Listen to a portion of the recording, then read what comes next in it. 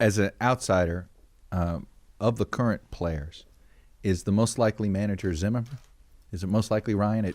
And I think some of us just see it just because you think, well, he hangs around. He does seem to be like the older brother to the guys and all of that stuff. He's if I had to pinpoint Zim as being anything, he'd be an unbelievable bench coach. Okay.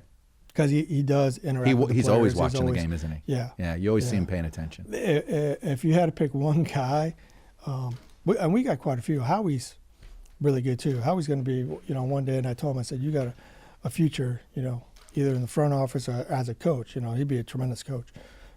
But if I had to pick one guy, and you probably see me talking to him a lot on TV, the days he don't pitch. I'm guessing. Let me guess. Yeah. Number 31. Yeah. Mad Max. Yeah. Talk about a guy that might top you in rage at a manager. If there's anybody that I could think could out George Brett or Davey Martinez, it might be Max. Huh? I love him. I love him. To write his name every fifth day, it's phenomenal. And I can say that about all our pitchers. But it is harder for a pitcher to be a great teammate, isn't it? A lot of times because you're the every fifth day guy. He has this. He feels like an everyday player, different in a way that no other starting pitcher does. When the days he doesn't pitch, he's a player. He thinks he's a player. Right. He's always out there ready to pinch hit for you. He wants to pinch run. Pinch run. When you want me to be ready to hit? I said, hey. The 13th or 14th inning, Max. Right. We'll be fine, Max. Yeah.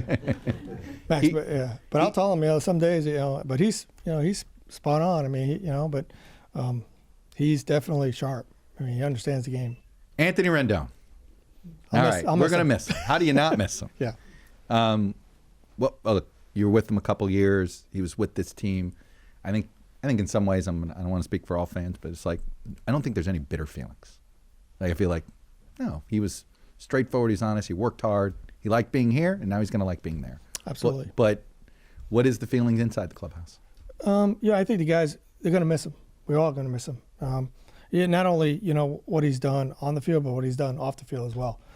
He's a big part of Washington D.C. He really was. So, but with that being said, these guys understand the game, and they understand each other, and they understand players, families, and they get it. I mean, he's moved on. We miss him. We're gonna miss him. Mm-hmm. But we got to focus on spring training and life without him.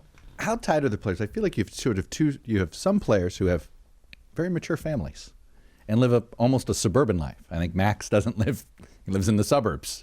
And then you have like Trey Turner and Rainey, who all live in the neighborhood and are partying all the time. I'm not saying they're partying all the time, but they're younger. I didn't say that. No, they're younger. they're being age appropriate. Right. How does that culture mix in the clubhouse? No, they're great in the clubhouse. They really are. I mean, once the game's over, majority of the guys, they have family, and the game's over. We hang out for a little while. They disappear, and they go be with their families. But once they're in that clubhouse, it's a really tight unit, and they all get along and they all go inside. We have a lot of fun together. So we make fun of each other a lot. Mm-hmm. They like to do that a lot. But they enjoy being around each other. They really do. This is a group that, like I said before, this is, and I want them to feel like this is family. For 9 months out of the year, we're family. And that doesn't go away. And if you don't feel that way, then maybe you need to do something else. How are you going to give this team an edge this year? When not winning can give you an edge. Feeling like that gives you an edge.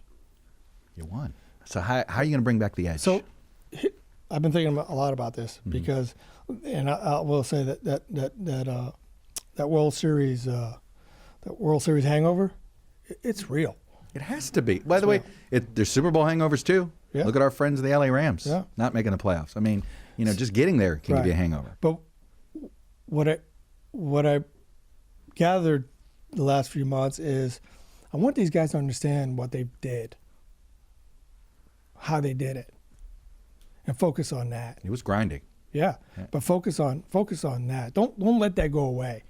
Because a lot of times, they say, 2020, we got to start over. And great, we understand that. But let's not forget what it felt like, what it feels like to win. Everybody always talks about losing. Oh, well, we didn't win this year. We got to start again. That you want to forget that. But the positive stuff, and this is something that I want to make sure that they understand, that we are good. Yes. I mean, okay, the season was over. We got a vacation, but hey, think about all the good things we did, and focus on that. We're good, and we're going to be good. Winning the World Series. Yeah. Now you look back on 19 and 31, going, yeah, that's what we needed. Shit, well, we didn't need that. No, you don't need that again. All right.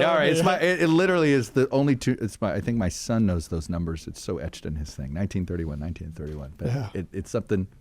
Hey, it feels good actually. And it was real.